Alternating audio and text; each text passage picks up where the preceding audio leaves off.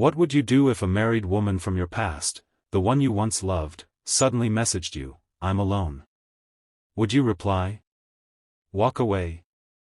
Or try to rescue the soul behind those words? Stay with us till the very end of this emotional journey of love, regret, and healing that just might leave you speechless. And if you're new here at Kindness Tales, don't forget to like and subscribe. Jason had just tucked in his 5-year-old daughter, Layla, when his phone buzzed from the kitchen counter. Half aware, sipping leftover coffee, he expected spam. But the name on the screen froze him, Emily. 6 years. That's how long it had been. She married someone else. He'd watched in silence from the back row as she walked down the aisle. No contact since then, until now. 3 words lit the screen: "I'm alone now." Jason sat down, stunned. His hands trembled. His heart, which had only just begun to heal, suddenly raced. Was this a mistake? A misdial? No. It was still her number.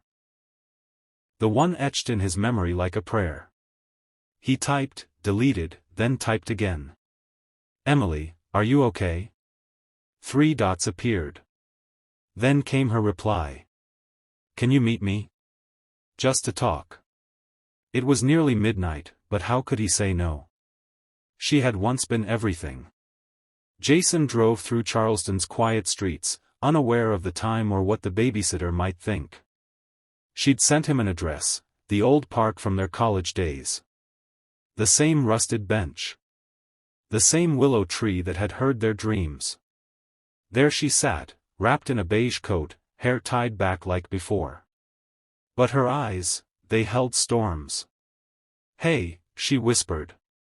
"Emily," Jason breathed. The name felt both distant and dear. "Why are you here?" "I had no one else to talk to," she said, her voice cracking. "I know I shouldn't have reached out. I'm married, or I was. But tonight, I just needed someone who once cared." Jason sat beside her. "What happened?" She hesitated before saying, "I married Daniel because it was expected. He was safe, wealthy, the logical choice. I told myself love would come later. But it didn't." Jason stared ahead.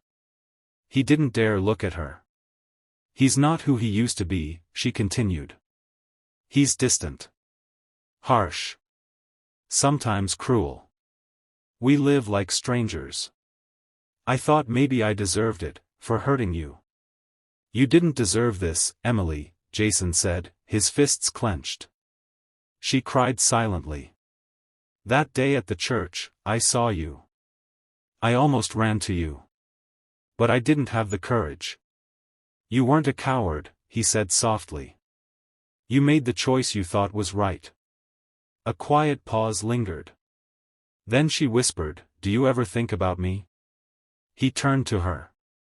"Every day." She looked stunned. "Why?"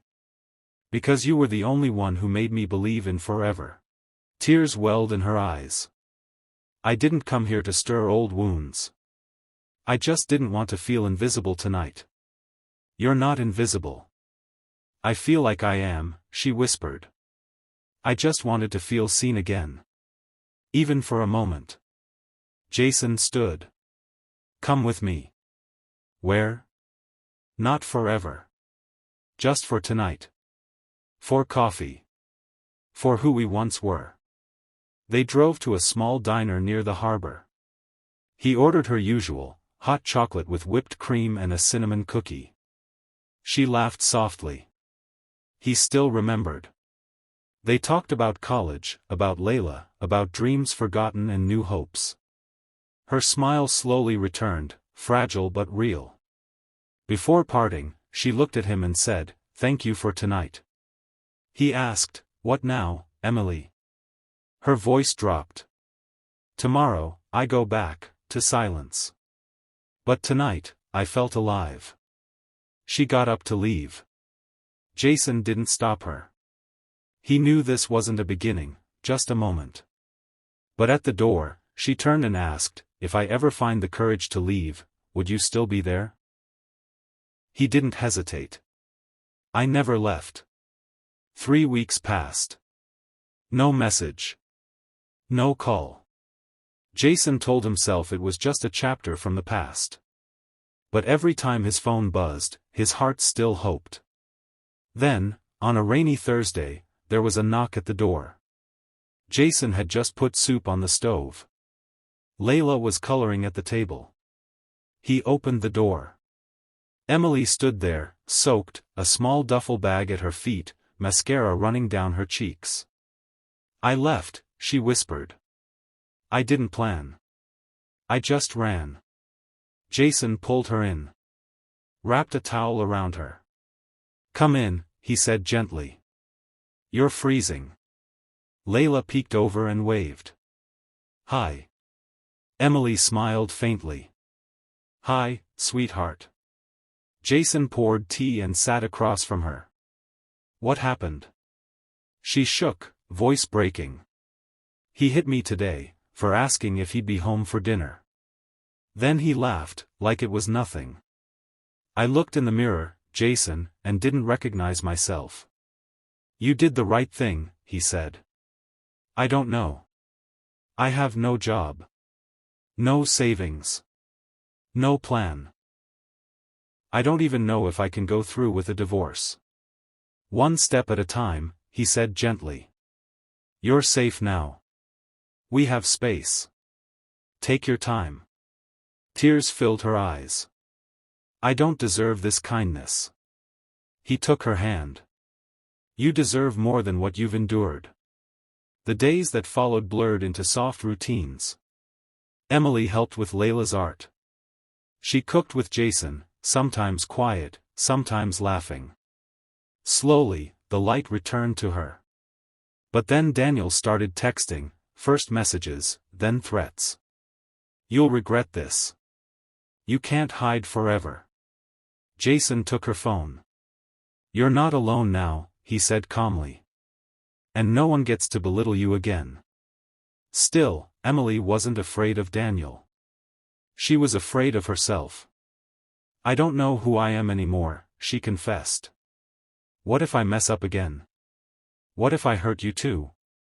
You already broke me once, Jason said quietly. But I'm still here. Not because I'm weak, but because I believe in the real you. A week later, Emily got a call, from a local school she'd once volunteered at. They needed a temp teaching assistant. She hesitated. But Jason said, say yes. This is your fresh start. She took the job. And with it, a new confidence. One calm Sunday morning, Jason took Layla to the park while Emily stayed back to rest. As they strolled through autumn leaves, Layla asked, Daddy, is Miss Emily going to be my new mommy? Jason smiled but said nothing. When they returned, Emily was sitting on the porch holding a letter. It's from Daniel, she said. He agreed to the divorce. Said he never cared enough to fight. Jason sat beside her. How do you feel? She exhaled. Free. Scared. Hopeful. He held her hand. That's enough to begin again. She looked at him. Jason. I don't know what's ahead. I'm not sure I'm ready for love again. He nodded. I'm not asking you for anything. But, she added softly, if I ever do fall again, it'll be for the man who helped me find myself again. Jason smiled. And for the first time in years, so did she. If this story moved you, please like the video and subscribe to Kindness Tales. Because sometimes, the kindest thing we can offer, is a second chance.